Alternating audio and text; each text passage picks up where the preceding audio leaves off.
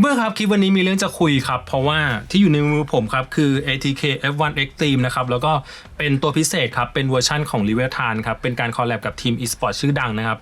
ซึ่งเมาส์ตัวนี้ครับอย่างที่ผมเคยรีวิวไปเวอร์ชันก่อนๆนะครับ F1 เนี่ยมันเป็นเมาส์ไซส์เล็กนะครับรูปทรงจะมีความคล้ายๆกับ Razer Viper Mini นะครับตอนนี้ครับผมคิดว่าเมาส์ไซส์เล็กที่ผมชอบที่สุดตลอดการอย่าง Hitscan Hyperlight ครับมันเจอคู่แข่งแล้วนะครับ2ตัวนี้มีความสามารถที่แตกต่างกันเล็กๆรูปทรงที่แตกต่างกันเล็กๆนะครับแล้วก็คลิปวันนี้จะเล่าให้ฟังว่าตัวไหนมันดีด้านไหนครับขอเชิญพบกับรีวิว ATK F1 Extreme Leviathan ครับ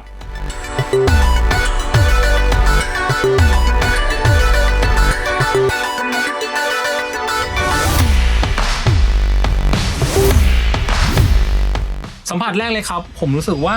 กล่องอ่ะมันสวยมากเลยเพื่อนๆแพ็กเกจออกแนวเป็นโทนสีฟ้าเนื้อสีของทีม Leviathan นะครับแล้วก็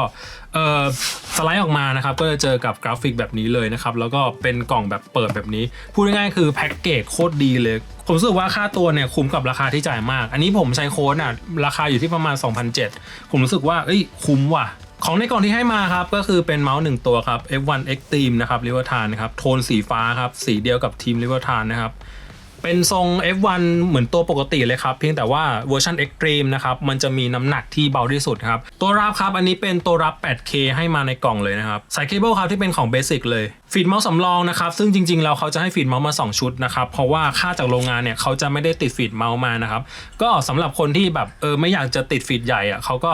ไม่ติดฟีดมาให้เผื่อเพื่อนๆจะหาฟีดดอทมาใช้นะครับอันนี้ผมก็ลองทดสอบตัวเมาส์เปล่าๆเนี่ยมันจะหนักอยู่ที่ประมาณ36 กรัมนะครับแล้วก็ถ้าเกิดติดฟีดเวอร์ชันต่างๆเนี่ยมันก็อาจจะเพิ่มประมาณ1 กรัมครับซึ่งถือว่าไม่ได้ต่างเลยครับเพื่อนๆสามารถเลือกฟีดตัวไหนก็ได้เลือกฟีดดอทก็จะทำให้ตัวเมาส์มีความไวนะครับหรือว่าจะเป็นฟีดเต็มผืนแบบนี้ก็จะเพิ่มความคอนโทรลอีกนิดนึง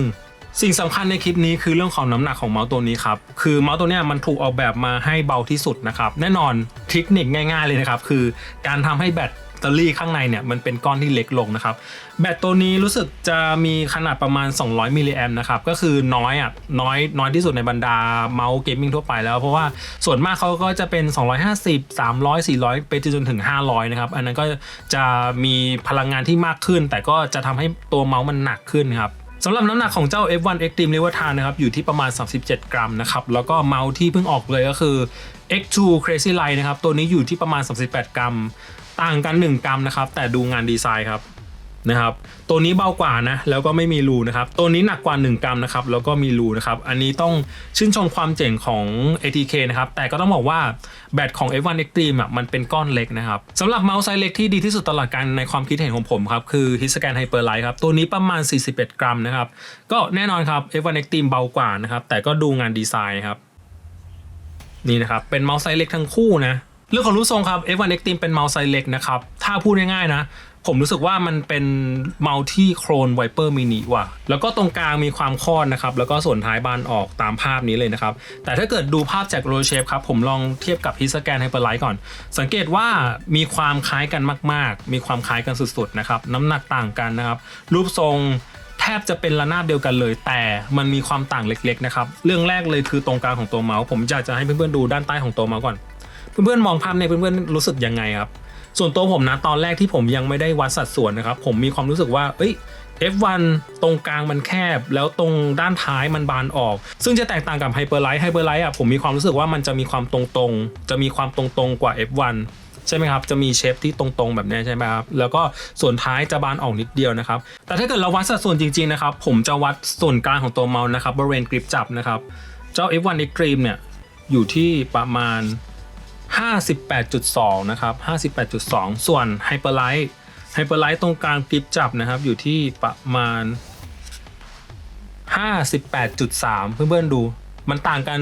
0.01 มิลเพราะฉะนั้นผมบอกเลยว่ามันไม่ต่างตรงกลางมันเท่ากันนะครับตรงกริปจับมันเท่ากันแต่ส่วนท้ายนะครับส่วนท้าย F1 ตรงนี้จะบานออกมากกว่านะครับส่วน Hyperlight ส่วนท้ายตรงนี้จะบานน้อยกว่า F1 นะครับเพราะฉะนั้นเรื่องของการจับมีความแตกต่างกันแน่นอนแต่มันไม่ใช่ความต่างที่รู้สึกได้ถึงขนาดนั้นไม่ใช่ความต่างที่แบบแม่งรู้สึกว่าเหมือนเมาส์คนละตัวเลยผมรู้สึกว่าไม่ใช่นะครับเพราะว่าด้วยความที่เป็นเมาส์เล็กด้วยมั้งผมรู้สึกว่าอย่างมือผมมือคนรีวิวเป็นคนมือใหญ่นะครับเพราะฉะนั้นเวลาจับเนี่ยส่วนท้ายมันแทบจะไม่ได้มีผลอะไรต่อการจับผมเท่าไหร่นักนะครับเพียงแต่จะบอกว่าสำหรับคนมือเล็ก นะครับ F1 เวลาเราจับแบบจิกตัวเมาส์นะครับเวลาเราจับแบบจิกตัวเมาส์ส่วนท้ายจะมีความสัมผัสกับอุ้งมือเรามากกว่า Hyperlight นะครับ Hyperlight จะมีความตรงๆส่วนท้ายจะสัมผัสกับอุ้งมือเราน้อยกว่า F1 นะครับซึ่งถามว่ามันแตกต่างมากขนาดนั้นไหมผมรู้สึกว่าไม่ได้ต่างเพียงแต่ว่าเมาส์2ตัวนี้มันไม่เหมือนกันแน่นอนน้ำหนักก็ต่างกันแล้วนะครับอีกเรื่องหนึ่งสำคัญเหมือนกันคือเรื่องของตำแหน่งเซ็นเซอร์นะครับเพื่อนๆลองดูคร่าวๆแล้วกันเจ้า Hyperlight นะครับมีตำแหน่งเซ็นเซอร์ที่ยื่นไปด้านหน้ามากกว่าอันนี้เขาบอกกันนะเขาบอกกันว่ายิ่งตำแหน่งเซ็นเซอร์มันขยับไปด้านหน้าเนี่ยมันจะทำให้เราเล็งได้แม่นยำมากขึ้นนะครับซึ่งสิ่งนี้แตกต่างกันแน่นอนเมาส์ที่มีตำแหน่งเซ็นเซอร์ที่อยู่ตรงกลางตัวเมาส์มากที่สุดคือ F1 นะครับส่วน Hyperlight จะมีตำแหน่งเซ็นเซอร์ที่ค่อนไปด้านหน้านิดนึงนะครับอันนี้เพื่อนๆก็ต้องลองเลือกดูแล้วกันแต่ส่วนตัวผมจากการที่ได้ใช้งานทั้ง2ตัวผมไม่ได้รู้สึกว่า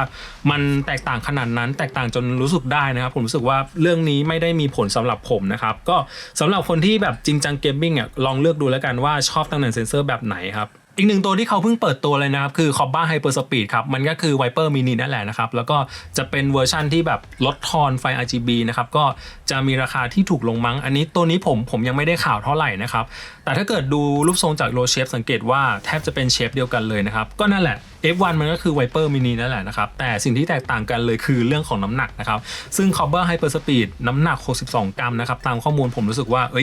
แม่งหนักเหมือนกันเว้ยเรื่องของสเปคต่างๆครับเซนเซอร์ก็เป็น3950แล้วนะครับแล้วก็พลังเรียกสูงสุดที่ 8,000 นะครับซึ่ง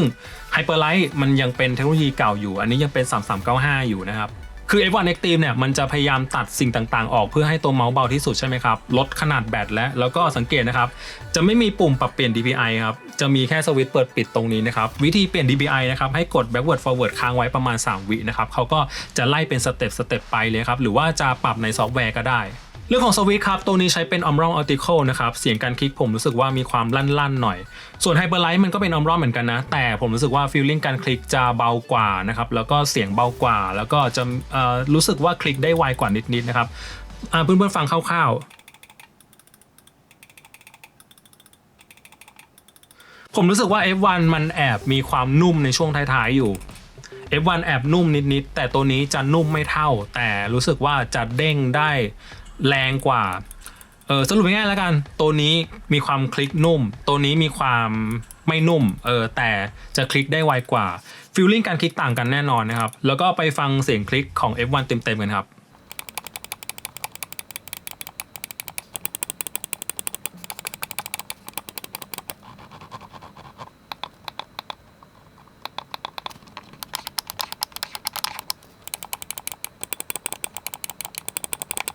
แน่นอนครับรองรับการตั้งค่าผ่านเว็บของ ATK นะครับ ATK Hub นะครับก็กดเข้าไปเลยหน้าตาคลีนเหมือนเดิมนะครับหน้าแรกก็การตั้งค่าปุ่มต่างๆนะครับ DPI setting ก็ปรับค่า DPI สูงสุดอยู่ที่ 42,000 นะครับเพราะว่าเขาจะเป็น3950แล้วก็น่าจะมีการจูนเซนเซอร์อีกนิดนึงนะ Performance Setting ครับ Poly Rate สูงสุดที่ 8,000 นะครับนี่เขาจะขึ้นคำเตือนไว้เลยนะครับแล้วก็เรื่องของ Motion Sync Angle Snapping ผมปิดดีกว่าผมปิด Motion Sync ดีกว่าแล้วก็นี่นะครับภาษาจีนล้วนๆนะครับไม่แปลอะไรเลยนะครับแต่ให้เดาเลยจากประสบการณ์นะครับก็คือแบบทำให้เซ็นเซอร์มีพลังงานที่แรงมากขึ้นกินแบตมากขึ้นอะไรประมาณนี้นะครับซึ่งส่วนตัวผมนะผมจะไม่สนใจอะไรพวกนี้เลยนะครับหรือว่าถ้าเพื่อนๆสนใจสามารถปรับได้เลยแล้วก็นี่ครับภาษาจีนเหมือนกันแต่เห็นจากภาพก็เป็นการจูนองศาของเซ็นเซอร์นะครับว่าจะให้เขาชดเชยองศาเท่าไหร่สำหรับบางคนที่จับเมาส์แบบเอียงนะซึ่งผมก็ไม่แนะนำให้เปิดเช่นกันนะRepublic 10 ครับอันนี้เซอร์ไพรส์พอสมควรเพราะว่าปรับค่าได้โคตรละเอียดเลยอะตั้งแต่ 0.7 0.8 คือปรับทีละ 0.01 เลยอะนะครับแต่ก็แนะนำแค่ 1 ก็พอครับตามมาตรฐานนะครับ Polling Rate นะครับสูงสุดที่ 8,000 นะครับเมื่อกี้ก็ปรับแล้วนะครับก็ตามนั้นนะครับ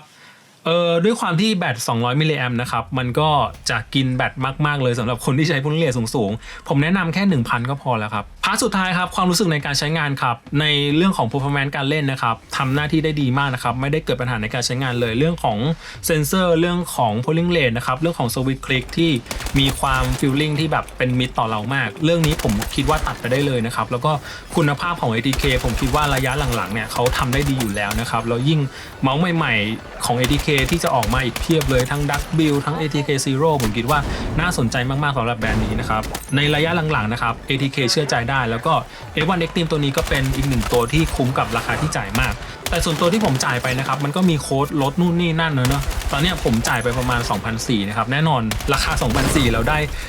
ตัวนี้มาผมคิดว่าคุ้มกับราคามากๆนะครับแล้วก็มีราคาถูกกว่า Hyperlight ด้วยซ้ำนะซึ่งตัวเนี้ยเป็นหนึ่งตัวที่ผมคิดว่าน่าเสียตังค์มากๆนะครับสำหรับคนมือไซส์เล็กนะครับมันเป็นรูปทรงเมาส์ไซส์เล็กนะครับทรงคล้ายๆกับ Viper Mini เลยใครที่เคยจับ Viper Mini มาก่อนความรู้สึกเดียวกันเลยแล้วก็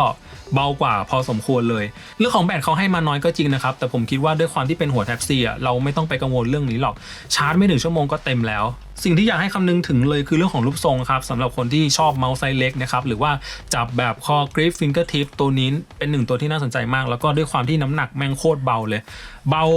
าพอๆกับ X2 Crazy Light อ่ะเพื่อนๆคิดดูดิทั้งที่รูปทรงมันต่างกันมากเลยเรื่องของงานประกอบต่างกันมากเลยแต่ตัวเนี้ยรีดน้ำหนักได้เบามากๆนะครับแล้วก็เพื่อนๆอาจจะมีคำถามนะครับเลือกตัวไหนดีระหว่าง F1 กับ Hyperlight ข้อเนี่ยผมก็ตอบตัวเองไม่ได้เหมือนกันนะครับตัวนี้เป็นเมาส์ไซส์เล็กที่ผมชอบที่สุดตลอดกาลนะครับ F1 ตัวนี้ก็ทำมาได้ดีมากๆนะครับสิ่งที่แตกต่างกันหลักๆเลยคือ F1 เบากว่านะครับเบากว่าถามว่าจนรู้สึกได้ไหมผมแอบรู้สึกได้เหมือนกันว่า F1 เบากว่าจนรู้สึกได้นะครับเรื่องของตำแหน่งเซ็นเซอร์ที่แตกต่างกันนะครับอันนี้ก็แล้วแต่คนนะครับชอบแบบไหนก็เลือกแบบนั้นนะครับเรื่องของสวิตช์คลิกที่ผมรู้สึกว่ามันต่างกันเล็กๆแต่แบบไม่ได้ทำให้ตัวไหนมันน่าใช้งานกว่ากันอ่ะมันก็เป็น optional เหมือนกันเพียงแต่ว่าความรู้สึกในการกดแตกต่างกันเล็กๆแต่ไม่ได้ต่างกันจนถึงขั้นที่แบบตัวนี้น่าใช้กว่าไม่ใช่อย่างนั้นนะความเห็นส่วนตัวของผู้รีวิวนะถ้าจะเลือกสักตัวผมก็ยังชอบ Hyperlight มากกว่าชอบในเรื่องของงานประกอบชอบเรื่องของน้ำหนักที่มันเข้ากับมือผมดีตัวเนี้ยเบากว่าก็จริงนะแต่ก็ไม่ใช่ทุกคนที่ชอบเมาส์เบาถูกปะแต่โดยรวมแล้ว F1 Extreme ก็ยังเป็นหนึ่งในเมาส์ที่น่าใช้อยู่ดีนะครับแล้วก็ด้วยราคาที่ใช้โค้ดแล้วเหลือประมาณ 2,400 อันนี้ของผมนะเหลือประมาณ 2,400 นะครับหรือว่าเพื่อนๆลองคลิกตะกร้าที่ผมทิ้งไว้นะครับคือผมจะมีโค้ดลดอยู่นั่นแหละแต่ผมไม่แน่ใจว่าเหลือราคาเท่าไหร่นะยังไงลองคลิกไปดูก่อนแล้วกันก็แนะนำครับ2ตัวนี้นะครับลองเอาเหตุผลที่ผมทิ้งไว้นะครับลองพิจารณาดูอีกทีแล้วกันว่าตัวไหนมันเหมาะกับเพื่อนๆมากกว่ากันนะครับแต่ยืนยันได้เลยว่า2ตัวนี้เป็นสุดยอดเมาส์ไซส์เล็กน้ำหนักเบาทั้งคู่ครับตัวไหนก็ได้ลองเลือกดูนะครับ